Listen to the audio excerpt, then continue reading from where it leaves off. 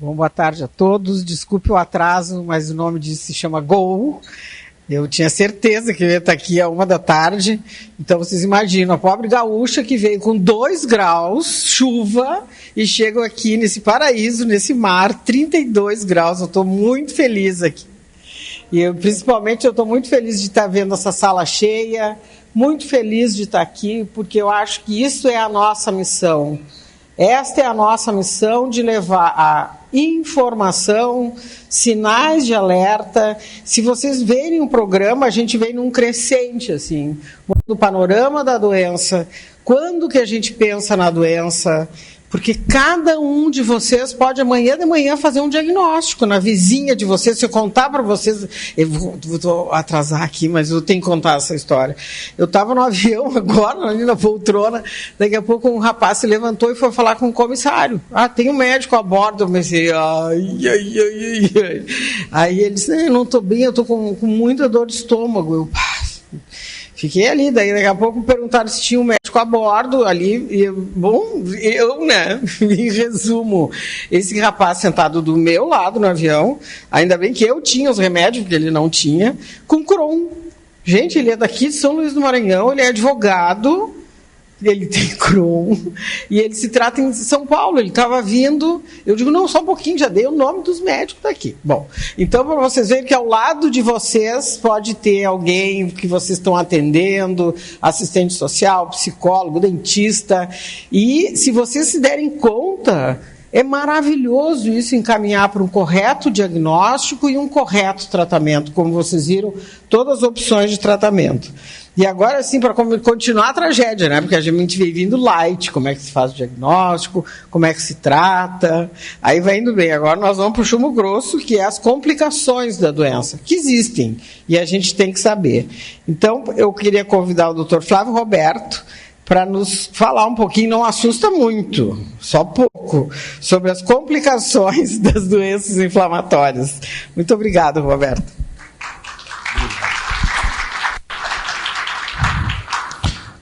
Boa tarde a todos. Como está dizendo, eu recebi uma missão.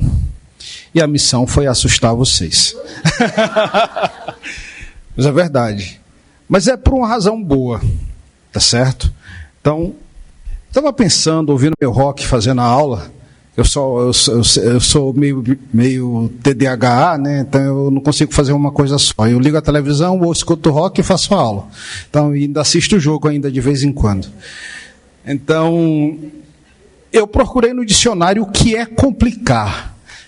É o ato ou efeito de complicar, segundo Aurélio, ou o conjunto de coisas ou circunstâncias que vão alterar ou empeceter alguma outra coisa.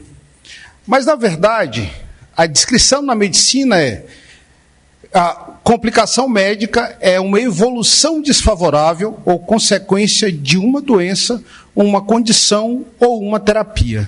E esse é o significado mais correto. Quando a gente fala em doença inflamatória intestinal, será que a gente está falando de complicação? Ou a gente está falando em um curso natural de uma doença que não foi corretamente diagnosticada, que não foi corretamente tratada, que não foi corretamente acompanhada?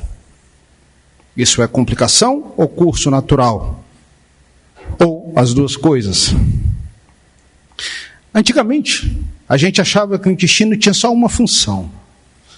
Principalmente o intestino grosso. O intestino grosso tinha a função de absorver água e eletrólitos e fazer as fezes, que é uma grande mentira.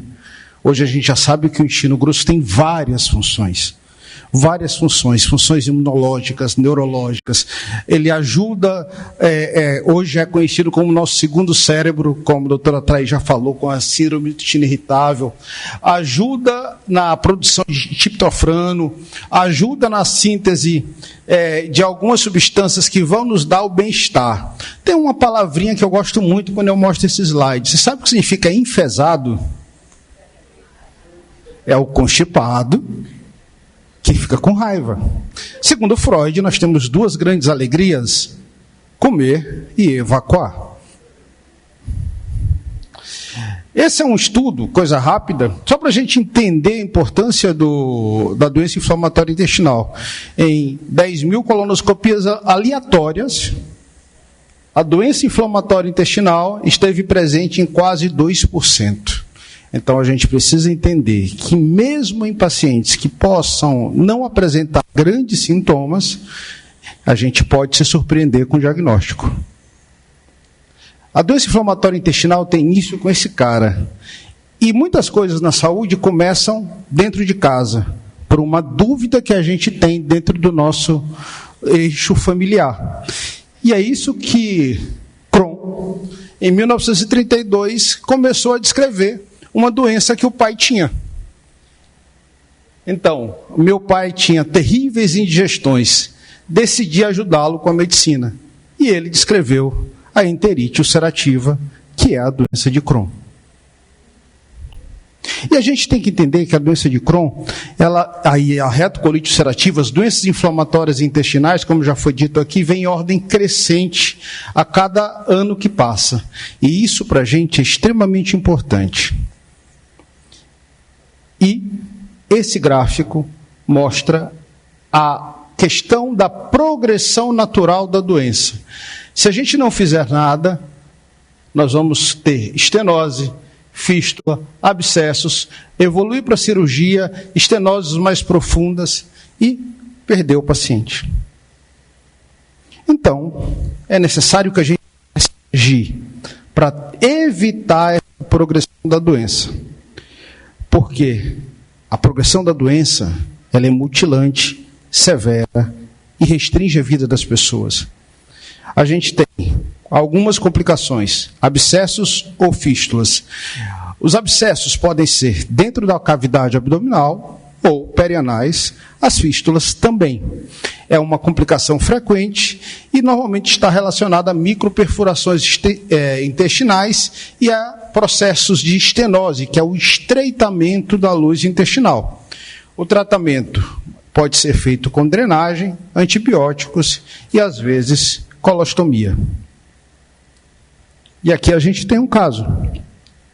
Ao contrário das fístulas convencionais, as fístulas de doença de Crohn são extremamente mutilantes e complexas, com vários orifícios, e muitas das vezes todas as vezes a gente tem que deixar com esses fios que são chamados sétons, para que não crie mais secreção purulenta, atrapalhando a cicatrização e a ação da medicação. Dentro da cavidade abdominal cria pus, e a gente tem que agir dentro, abrindo a cavidade abdominal para tirar essa secreção, ou em algumas vezes guiado por tomografia colocando um dreno. Fístula é qualquer trajeto anormal entre dois órgãos ou dois meios. Por exemplo, se eu pego uma furadeira e furo essa parede, eu criei uma fístula entre esse meio aqui e o meio externo. Eu tenho um orifício aqui dentro, um orifício lá fora e um trajeto. E na doença de Crohn é uma complicação que, se não tratada corretamente, pode acontecer. Aqui a gente tem parede intestinal e vários orifícios se comunicando entre si, mostrando que isso são fístulas intestinais. As fissuras anais. Nós temos fissuras tradicionais e fissuras não tradicionais, fissuras atípicas. Essa é uma fissura típica. Apresenta um plicoma pequeno, uma ferida bem visível, e ela é uma fissura convencional, tradicional. Uma fissura de doença inflamatória intestinal, normalmente cursa também com estenose. É completamente atípica, completamente diferente de uma fissura tradicional por uma ação de uma glândula que inflama ou de laceração da mucosa do canal anal. Às vezes, a gente tem estreitamentos ao longo do intestino e a gente tem que ter muito cuidado com isso.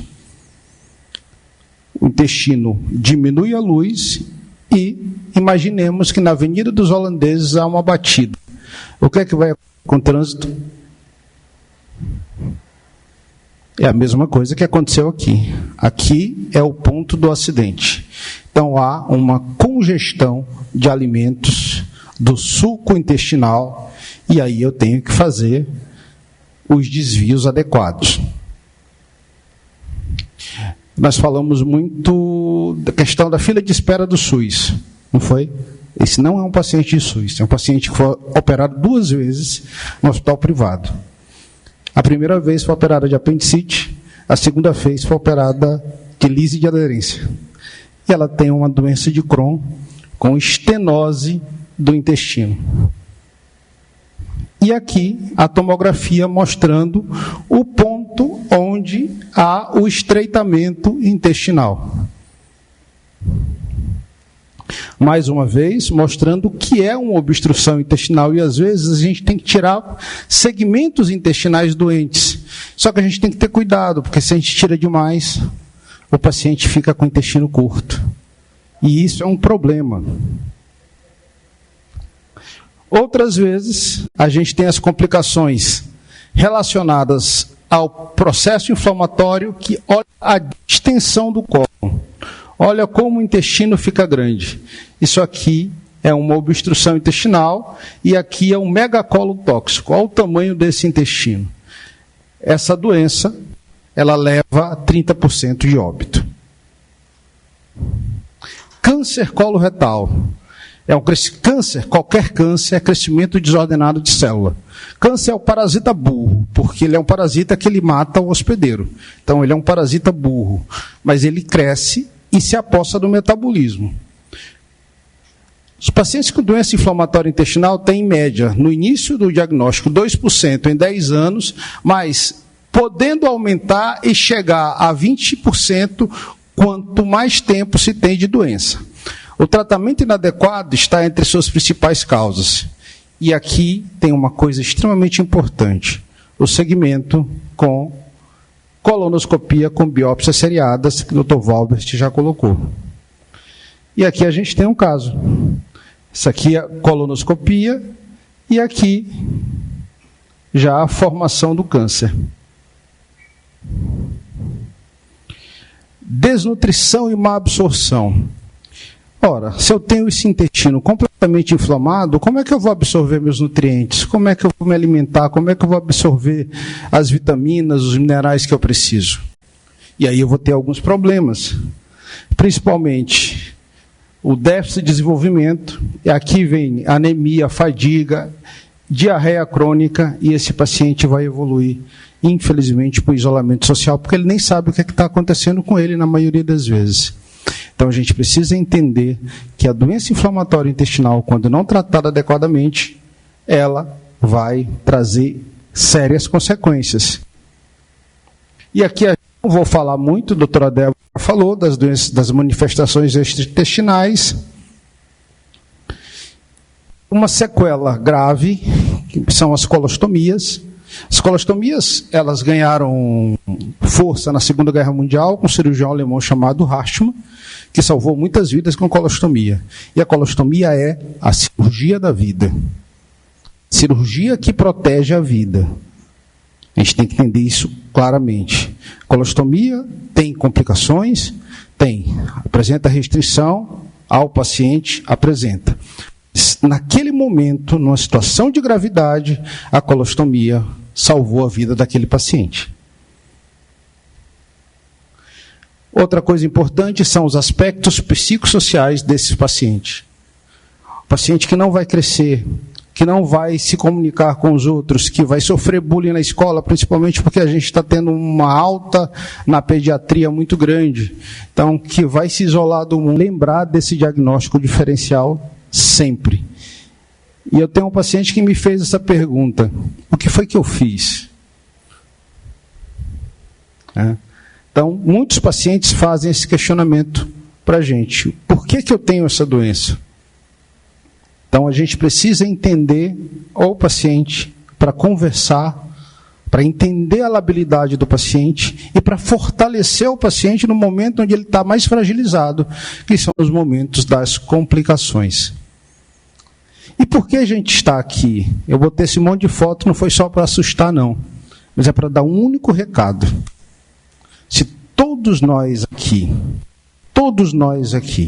que trabalhamos na área de saúde, a gente sair hoje com uma missão de sempre questionar a possibilidade de ser uma doença inflamatória intestinal, quando a gente olha um paciente que apresenta um sinal que pode ser uma doença inflamatória, a gente vai agir aqui e a gente vai evitar aquelas tragédias que eu mostrei. Eu, Diogo e Débora, a gente não quer operar aquilo.